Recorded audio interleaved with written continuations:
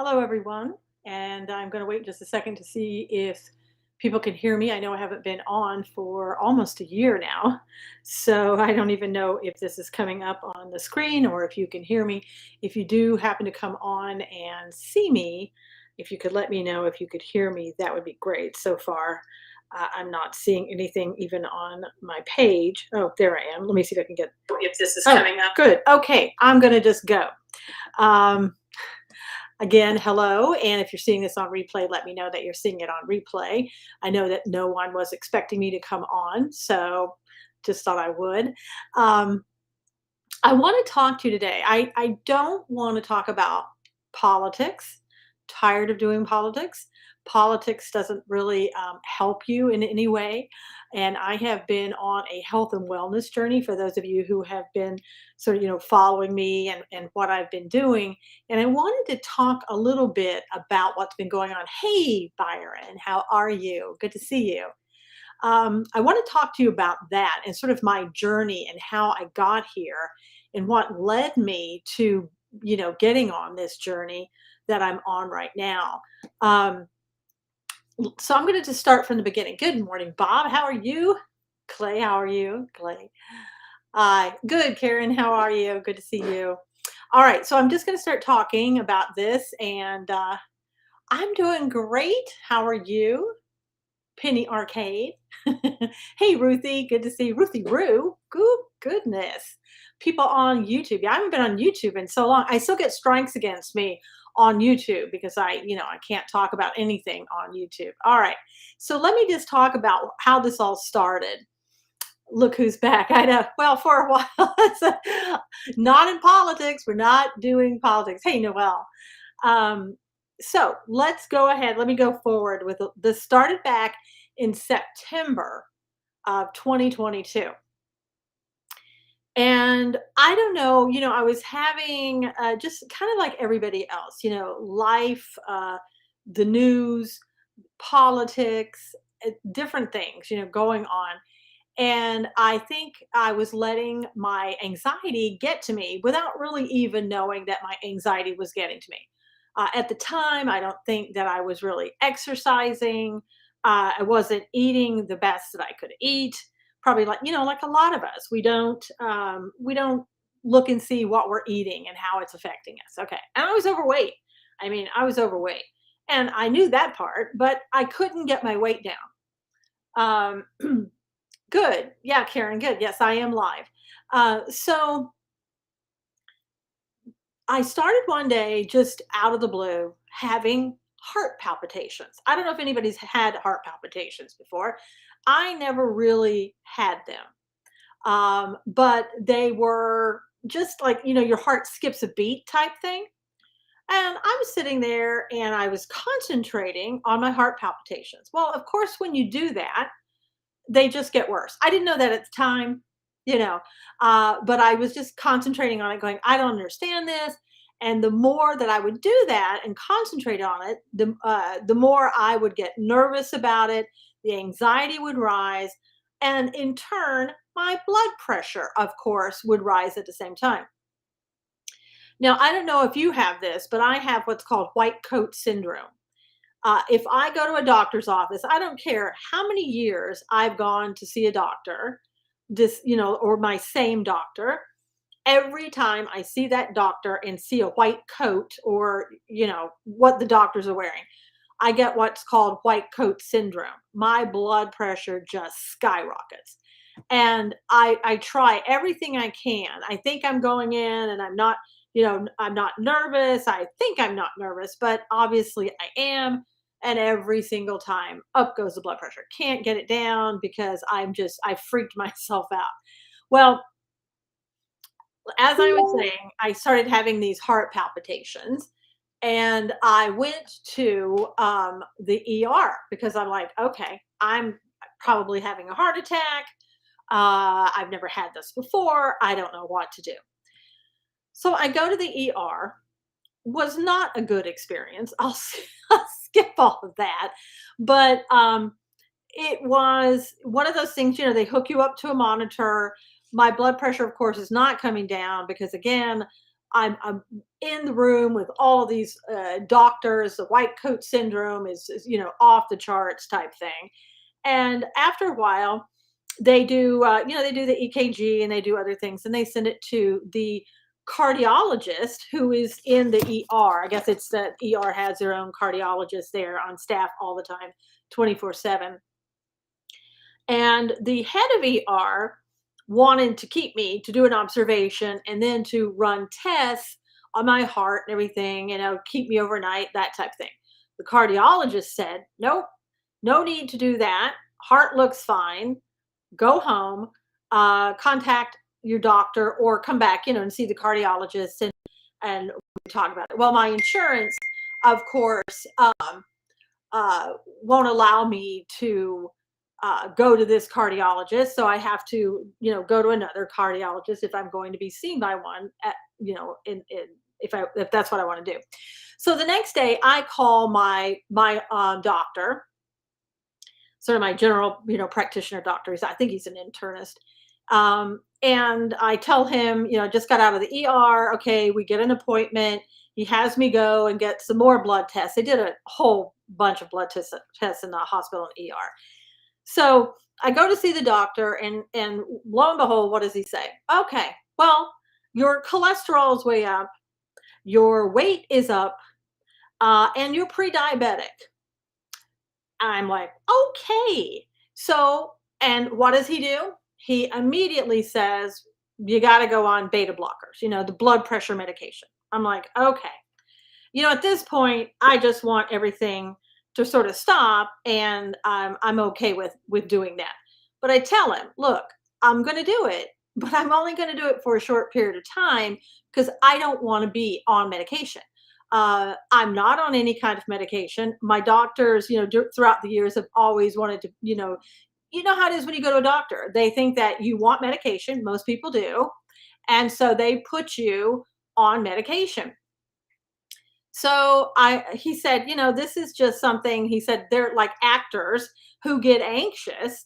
They'll take this medication and, they'll be able to go out and perform. And I'm like, wow.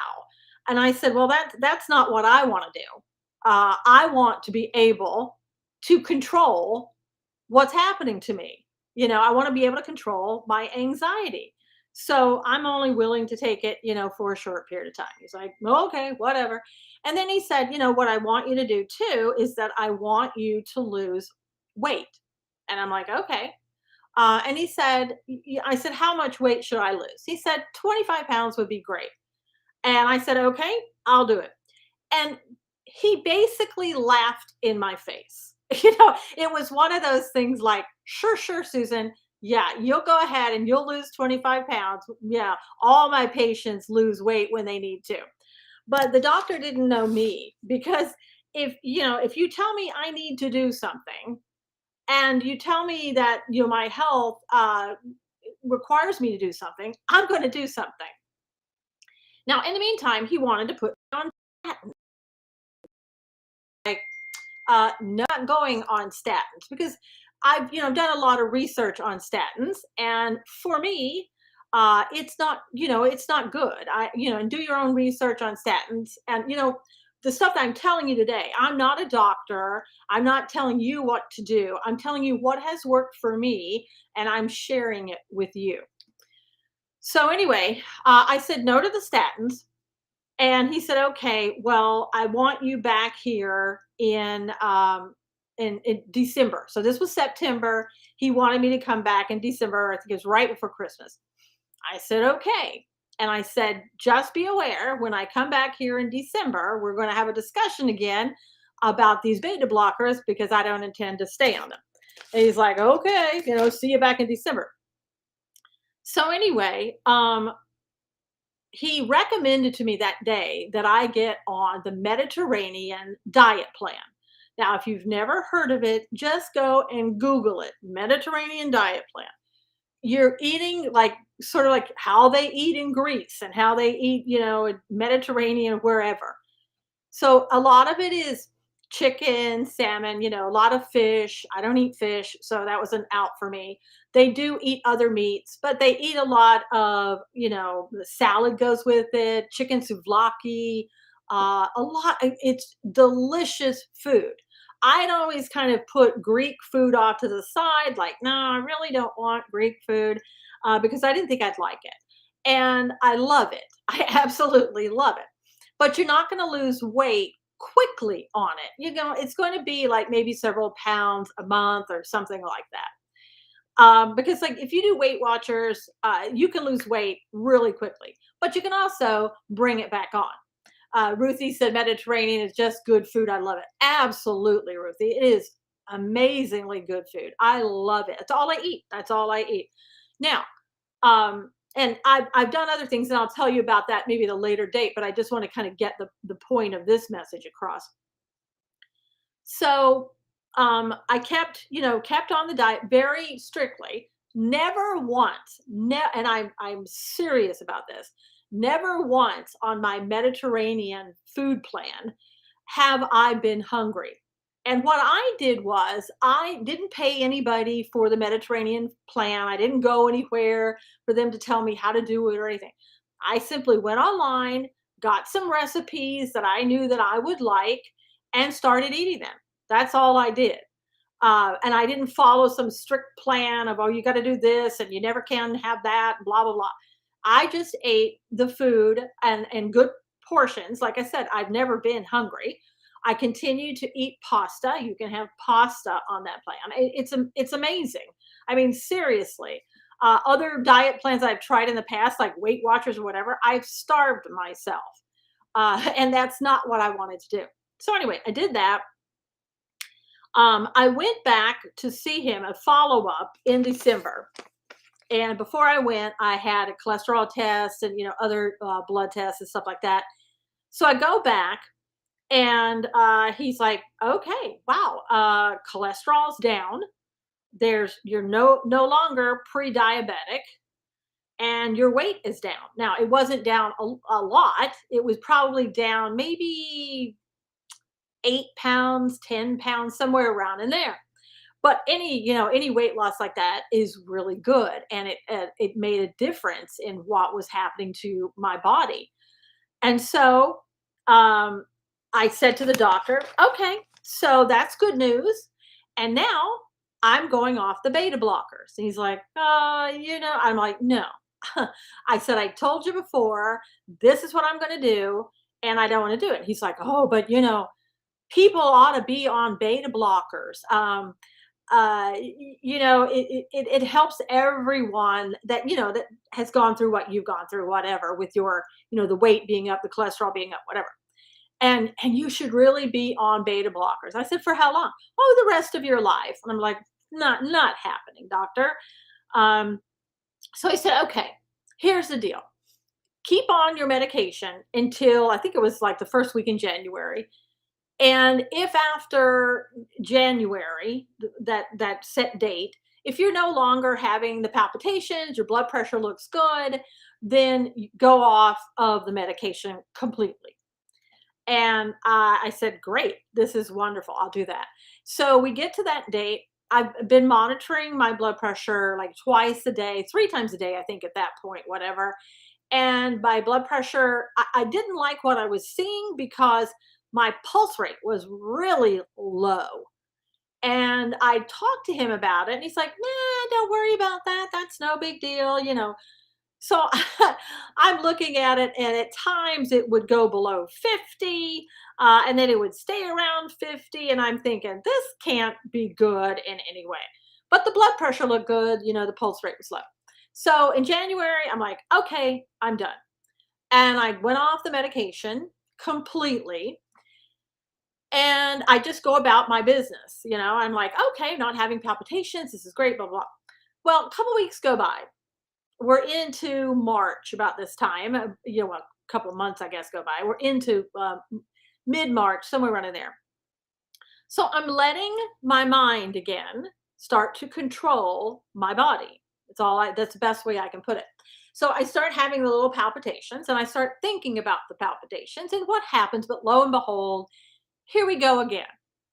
So I'm like, okay, I must be the cardiologist must be wrong. Must be something wrong with my heart. Why would it do this?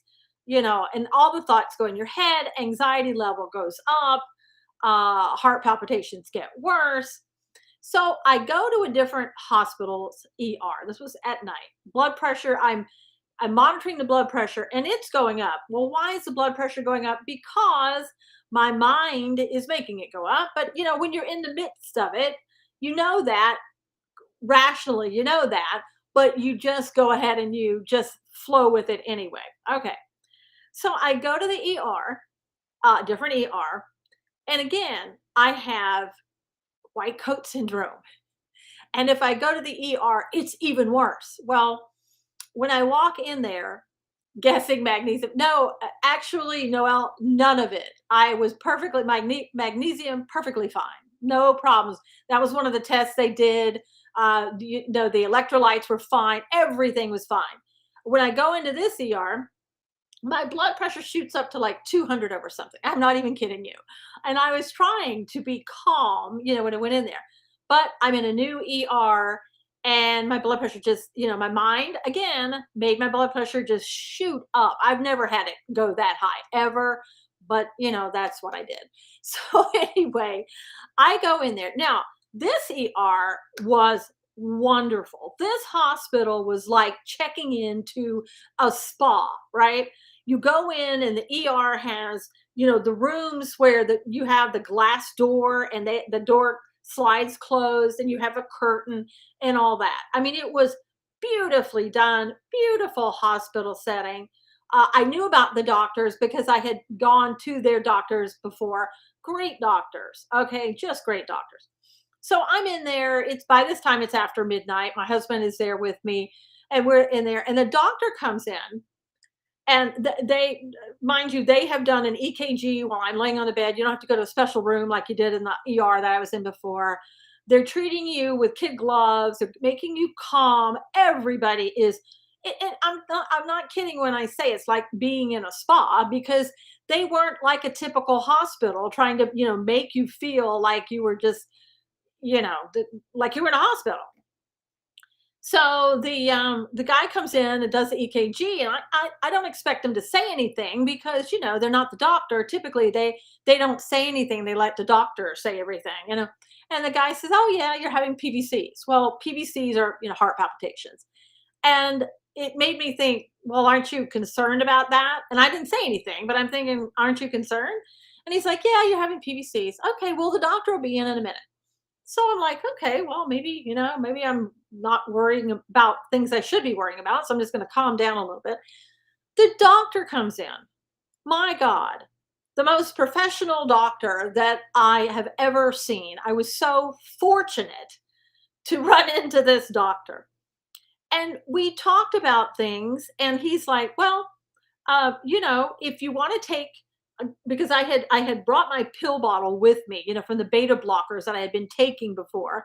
Told him I wasn't taking them now, but here they are. And he's like, "Well, if you want to take one, go ahead and take one." So I didn't discuss it with him, but I decided I'm not going to take one. So he starts talking to me and he says, in effect, your PVCs are caused by, like your anxiety. You're causing your own heart palpitations. You're causing your own blood pressure to rise. We checked, we did tests. You haven't had a heart attack. There's nothing that shows you've ever had a heart attack. Your heart looks fine. Your cholesterol, everything was fine. Everything. Every test was perfect. I'm like, okay, doctor, what's causing this? He's like, you're just, you're making it happen. And if you want to go on beta blockers, go on beta blockers. If you don't want to go on beta blockers, don't go on beta. Okay. That's the first time I'd ever had a conversation with a doctor that was telling me, look, really, there's nothing wrong with you. You're causing your own problems. For whatever reason, you're getting yourself worked up The more you feel the palpitations, the more anxiety you get. The more anxiety you get, the worse the palpitations are, the worse your cholesterol, your blood pressure is. On and on and on. Made so much sense to me. I know this stuff. I'm a psychotherapist, right? I know this stuff. Again, but when you're in the middle of it, you're like, "Oh, what's happening to me?" So I said to the doctor, "Okay, I really would like a referral though to a cardiologist because I want to hear it like from the horse's mouth, right?" Doctor's like, "Okay, well, you don't really need to go, but if you want to do that, we'll give you a referral." So he did. And so I call my doctor back, the next day, and he's like, "Well, I told you, you just need to be on beta blockers and you'll be fine." I'm like, "Okay." And he's like, "You don't need to see a cardiologist." I'm like, "Okay, but I want to see a cardiologist." And that's what I'm doing. So, um, a couple days go by, I guess, and I, have an appointment with a cardiologist. I look him up. One of the best cardiologists, great guy. Everybody loves him. He's with that same doctors that were with the hospital, the good ER that I went to. And so I go to the cardiologist. He's like, "Okay, so why are you here?" And I'm like, "Well, I just, kind of want to hear it from you." And he's like, "We don't need to do tests on you. You're fine. They've done tests. Here are the results. You're fine." I'm like, "Okay." I said, "I just wanted to know that there was nothing wrong with the heart. I wanted to hear it right from a cardiologist so that I could go on about my business." All right. Long story short, that was back in, like I said, March sometime. I decided from that point on, for whatever reason, I allowed myself to allow my anxiety to get out of control. So from that point forward, I've made changes. I am down in weight 25 pounds. I exercise daily. I still monitor my blood pressure. My blood pressure actually is better now than it's been in my entire life. And I'm not exaggerating and joking about that. Yeah. um, I know. Well, stop it, Susan. You leave Susan alone. I know, Ruthie. Like, Susan, stop bothering Susan. So again, I wanted to tell you this in case somebody is having issues kind of like what I had. Your mind is so powerful. The one thing I know about my mind, and has been this way my whole life, it is extremely powerful. I can put myself anywhere that I want to in my mind, right? Like I said, if somebody tells me I need beta blockers, I will do whatever it takes to prove them wrong so that I don't ever have to be on beta blockers, right? I mean, seriously. So I know that I can talk myself in and out of just about anything that I want to do. And it was sort of a reminder to me, a big reminder, that I need to take control and not allow my brain to take control of me and my body. And again, because of the different things that I have done to cause that. I mean, I'll just give you kind of an example. I'm still on the Mediterranean diet plan. I will be for the rest of my life. I have to be. I can't go back and do what I was doing before. It's not healthy for me, not healthy for my cholesterol, not healthy for being pre-diabetic. None of that stuff. Um, so that's something that I was going to do. I have taken up doing a mini trampoline or rebounder every single day. And also every single day I get in about a 2 mile walk. Yeah, Tylenol. Yeah, I know, Ruthie. I don't. I literally I take supplements and vitamins, and that's it. I don't take any prescribed medication. None of that stuff. And it's not to say that there are people who have to take that or who really need it. I don't. I can't tell you what's right for you. But I know that if you can get your body into better shape, if you can get your mind into better shape, then that's what you need to do in order to help yourself. Now, one of the things, I was doing politics and news every single day.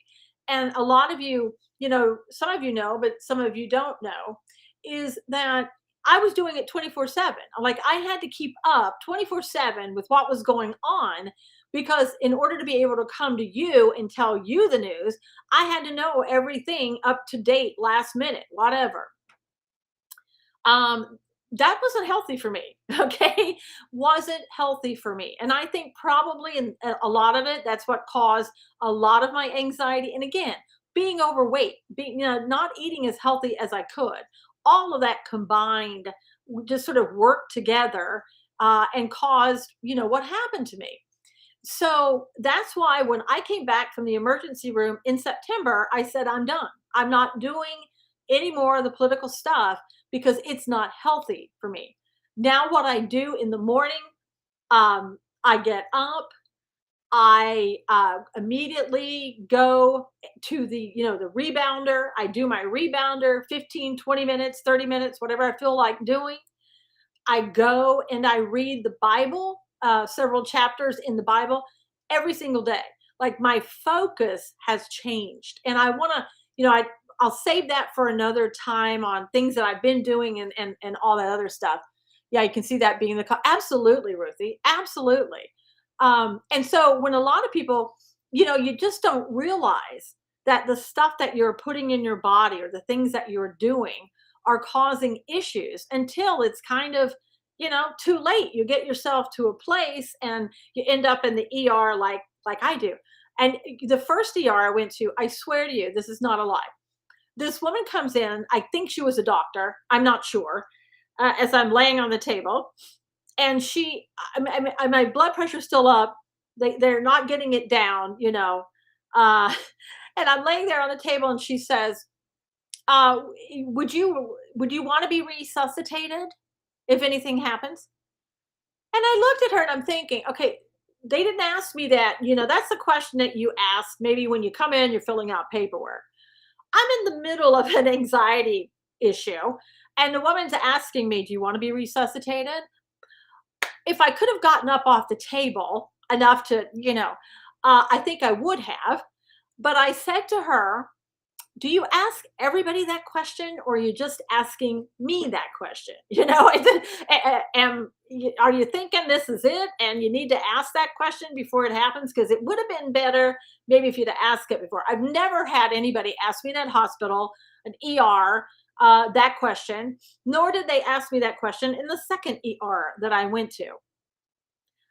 So that was the difference, really, also between the two.